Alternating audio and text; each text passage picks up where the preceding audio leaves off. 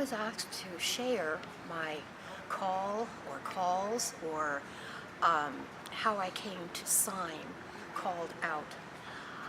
I was trying to figure out how to fit in 73 years in about 25 words or 3 minutes. So instead of trying to do that, I want to share two stories. The first is in the 70s when I was working at Union Theological Seminary. It was a time of turmoil, a time of civil rights, a time of learning how to embody my faith in a justice way. And it was also the time of feminism.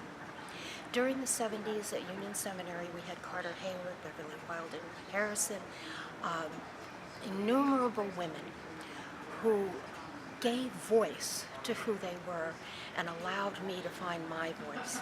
It is also where I fell in love with a woman, and I began to explore my full sexuality. I have loved a man, but mostly I have loved a woman, and I identify as a lesbian now. During that time period, I came in touch with my call to the ministry, and I've wavered a bit. I had to go through the Presbyterian side because I was so broken by the Methodist Church and their stance on who we are and their inability to accept us in God's light. So I began seminary at Union in the fall of 1979. But the call and the reality of not being able to be myself and be ordained made me run. But as we well know, no matter how far we run, God's going to catch up with us.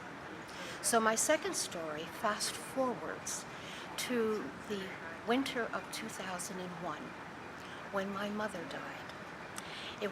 I was living in British Columbia. I thought I'd never come back to the States.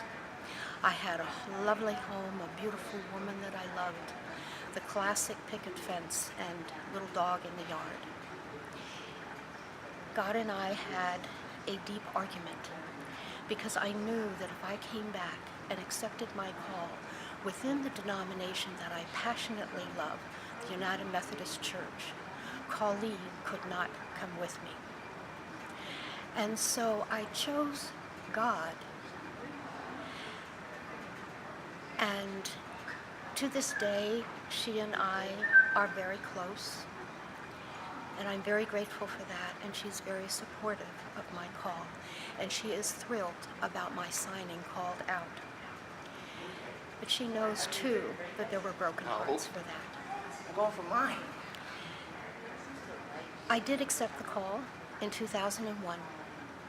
I came back, went to Drew, started at 59 years old, and I'm telling God, I'm too old for this. And God says, finish what I have called you to do. During my ordination process, I chose to remain silent. Silent about those parts of my history that were so formative. Silent about the loves that helped to form my spirituality. Silent about the justice issues that I was passionate about. I was ordained, and I served two wonderful churches in the New York Annual Conference in the northwest corner of Connecticut. But I never shared all of who I am. Oh, we became a reconciling congregation. It was wonderful. But I went through pain and harm because of the church's stance.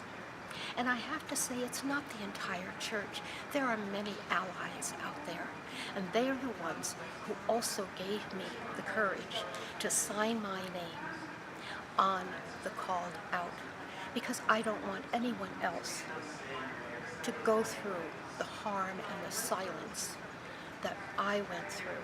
I want them to be free, to be all that they can be. God has called LGBTQI people for generations, but now is the time in the United Methodist Church to say that clearly and to celebrate all the years of ministry that we have given to the church. That's why I signed